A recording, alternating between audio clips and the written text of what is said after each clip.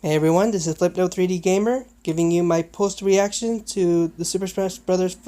Ultimate Final Direct. Um, I did had a live reaction recorded, but the video file got corrupted, and I decided I probably wasn't gonna bother doing another recording because mostly it was filled with, well, somewhat disappointment. But let's start off with the positives. For starters, we got the final two newcomers, Ken and Incineroar. Ken, right next to Ryu and Cloud, he's basically Ryu's Echo Fighter. He definitely looks to be much more funner than Ryu. I played Ken multiple times in the Street Fighter series, and he was definitely my top pick. And yeah, he just looked pretty good. I liked his different final smash. And I like that yeah, he just looks good, and that's about it. And he definitely felt like he needed to be in this game. And then we have Incineroar next to Isabelle and Mii Brawler. Incineroar is a Pokemon from Pokemon Sun and Moon. He's the final evolution of the starter Pokemon Litten, and it's basically a giant cat that is on fire, and it's a wrestler. I'm gonna be honest. I'm not really much a big fan of Incineroar, and I'm not really a huge fan of wrestling. So Incineroar really didn't do it for me, and I felt like, personally for me, he felt more like a shoe-in to tie into Sun and Moon. I mean, granted, this game was in development during that time, but I don't know. I just don't feel like he really seems to belong there. But it is what it is. I'm not probably gonna use him much, but you know. Alright, so now that we got the two ones out of the way, we now have to talk about the next point, is the new mode that they announced. It's called Spirits. And no, there's no thing of spiritism. Basically, it's a mode where you equip character stickers from many different franchises. Like, you have an image of Chibi Robo, for example, and you equip it to another character, and you have some of its perks, buffs, and something that was similar to Smash Bros. 4. That's basically giving you a buff as well as some sort of perk, and you use them in the spirits mode, where you go into different events, and you participate in those. You basically do those missions, and as a result, you get more equipable spirits. Now, it went on and on about that, and they also stated that basically they couldn't really bother with trophies, and I feel a little bit saddened for their exclusion, because yeah, we have Wiki and stuff like that, and plus it was really hard for them to develop, so it felt like it wasn't much of a big deal to really waste their time. But I don't know, I felt like those were more incentive, because that way you can just display them and have a diorama mode where you just take pictures of them and all that. I don't know, I felt like that was a really better reward. But, I don't know how I felt. I don't know, I don't feel really happy that they're gone, but, it is what it is. For the spirits, I don't know, I feel like, similar to Smash 4 with the equipable armor and stuff like that, I feel like they're more of a shoe-in for these two exclusive for these two modes or custom battles. I feel like they're okay, I guess, but they're not going to be used online, so I don't feel like, or be able to use them for other stuff, so I don't feel like there's an incentive to do so, much more than trophies where you could just have them as your own personal collection. I mean, from what I can tell, you can collect them, but they're more of just custom armor than that. So yeah. Then we have we'll get on to the second mode, but before I go more in depth on that, there's also confirmation of the multi-men mode. Then there's also All Stars, where it's unlocked right from the get-go. And yeah. Then there's the online mode. Now for online, they decided to do away with for fun and for glory. Instead, they went for a different sort of matchmaking system where it's based on three factors: what rules you want, what your global smash power is, um, and your signal, like how far away is this person away from you. Instead of connecting you from someone from Japan where it gives you a very weak signal, they instead go for someone that's nearby. So, that's way better than that. But I don't know. I felt like it was better to just separate the modes. So that way it'd be much more easier and simpler.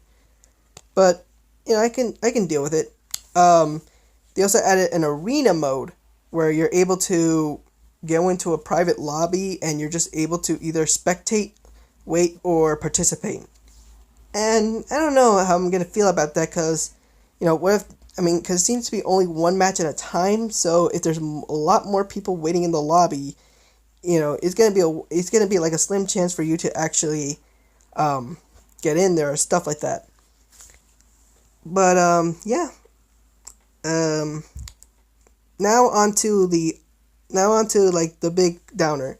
Um, Most people there was a lot of characters that people really wanted but did not made it in, such as Shadow from Shadow the Hedgehog and Isaac from Golden Sun. And unfortunately they did not make the cut. They were either assigned to either spirits, basically armor sets, me costumes, or assist trophies. And when you're either, and most likely if you're a me costume or an assist trophy, you're pretty much not making the cut. And this is where I felt it definitely went downwards. Not because these characters aren't in, it's the fact that they didn't do a good job, you know, getting people ready for that sort of downer. I felt like they should have told us this during the course of the waiting between, E3 and the release date, where I felt like that's what they should have been updating rather than updating stuff that we already knew from the game, from what we've already saw from footages. And to see, like, because here's the thing, Isaac and Shadow were definitely one of the top picks for like the Super Smash Brothers 4 um like the ballot where people voted, and he was definitely one of the top picks. So you know I felt like him handling the situation, because Sakurai can't really add everybody into Smash, so he can only do so much.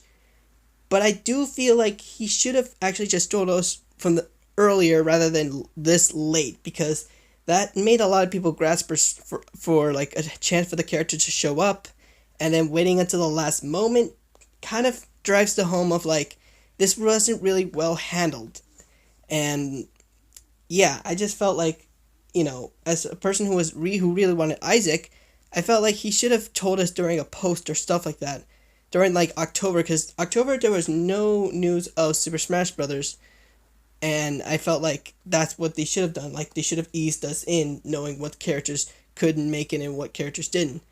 Now, many people would say like that would be spoiling, the mode, but I don't know. I felt like not really well handled. Then there's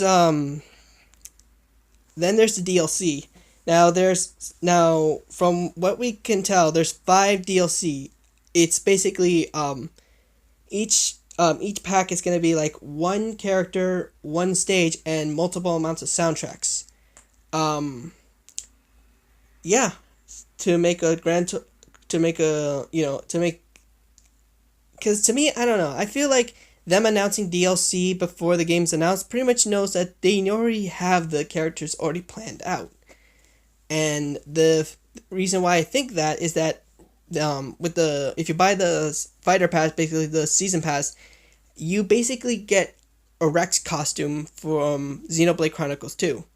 Now, Xenoblade Chronicles 2 was in development, was basically in its early stages, so he couldn't exactly really do much with Rex. So he couldn't really add him. But that kind of drives the point of like, why even have DLC if you just decide to make him a me costume? Like, I felt like he knew that there was a lot of characters, and I felt like possibly he could have just waited until DLC rather than a system as trophies or stickers or any of that type of stuff. But that's just my opinion. He's already done enough as it is, and I'm still gonna buy the game. I just felt like that wasn't really well handled. Good, you know. That's just my opinion. It's still a great game. I just felt like the direct really didn't do a good job, handling that. And on that note, then there's they also announced a free limited offering. He's adding a character that's gonna be for free if you do like these prerequisites where you're supposed to use the My Nintendo account. Yeah, and the character that he chose was Piranha Plant. The enemy from Mario, where it's just a plant that has a mouth, and yeah, it's a playable character.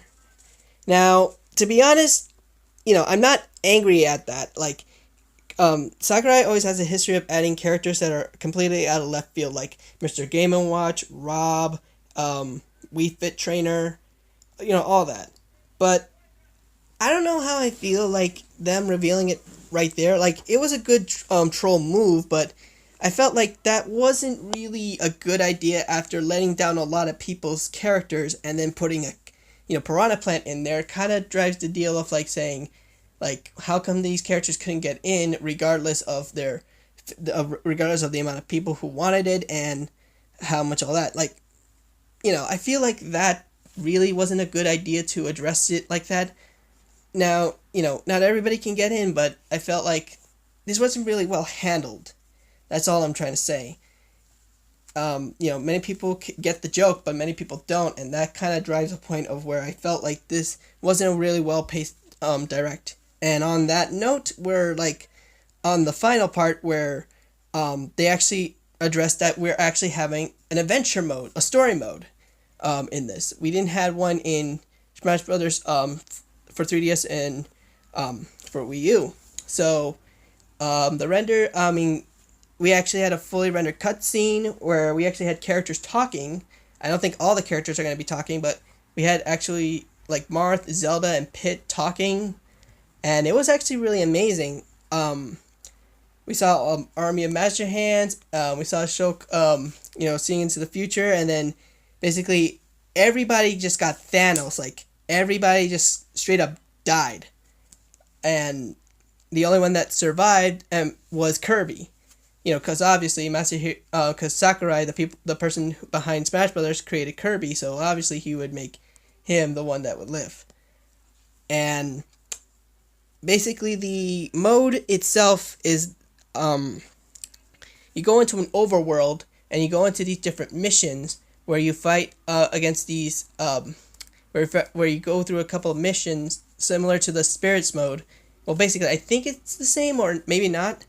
Either way, you actually use the those armor perks, and you actually go into those missions and you unlock all those characters, which is, from what I can tell, the methods of actually dang it, sorry, I'm in a busy road. The way of unlocking all the characters, and there's also unlocking more armor sets and stuff like that. And I gotta say, I'm a little bit mixed. On the one hand, I'm glad that we're finally getting a story and a single player campaign. That way somebody who isn't with friends all the time, they can actually do something besides smashing. And I feel like this is a really good thing. And it also gives a good way to give those, those spirits, those armors, perks, like actually good on these things. On the other hand, I don't know how I would feel well for this being the single player campaign, because there doesn't seem to be any 2D platforming. Now granted, or beat 'em up style, but granted it we don't relatively need it to be like that, but other Smash games did have that sort of feature, and maybe we will have one stage that has that, but we're not entirely sure yet. From the looks of it, it's just one-on-ones or special events within it. But yeah, and the other hand is that we don't I'm not sure how many cutscenes are going to be in the game, because the trailers that we saw, while they were good rendered cutscenes, they don't seem to be correlating with the plot because everybody's dead and Kirby has to go save them all. So, and everybody in those trailers were alive and well. Well, some of them, but um, I felt like I don't know. I don't know if if we're gonna get a lot of cutscenes in this one or a lot of story for that matter. That's where I'm a bit iffy on it. Like, it's great that we have a single player campaign, but there's not much in terms of substance. If that's what I say, and I don't know how long it could be. Like, I don't think there's much replayability if there's not a lot of cutscenes. But yeah. And also, this was saved until the end of the direct, and I kind of felt like they should have just let that part of the equipable stuff and put it next to that story mode, and that would have flowed much more better rather than having like this mixed reaction or confusion. And we also had like the theme song, but this time with vocals, and it was actually pretty good. It was really nice. But yeah, I like I said, I'm still gonna buy this game. I'm hyped as heck. I'm definitely getting that fighter pass, and I'm really really excited to actually do more Smash stuff in this channel. Speaking of my channel, a quick update. I noticed that I haven't been doing a lot of YouTubing, and it's mainly because I'm in my last semester of college, and I kind of want to finish this up. I'm a little bit shaken, but I mean on my studies, so I really need to put much more emphasis on those. So until further notice, I'm not going to be doing a lot of videos like my Mario Tennis Power Tour Let's Play. It'll be on hold until once I finish it. And my semester is going to end right around December, which is when Super Smash Bros. Ultimate is going to come out. So you'll be seeing that as well as more Smash content when it comes to December. But until then, it's gonna be a little bit more quieter in this channel. But yeah, those were my opinions, and let me know in the comments what you guys think about this direct and overall the of this game. Sorry, I'm very was doing this off script, so a lot of and all that were how it is. But yeah, that'll be all for today. And if you guys like this, please like, comment, and subscribe. All that. And I'll see you guys next time.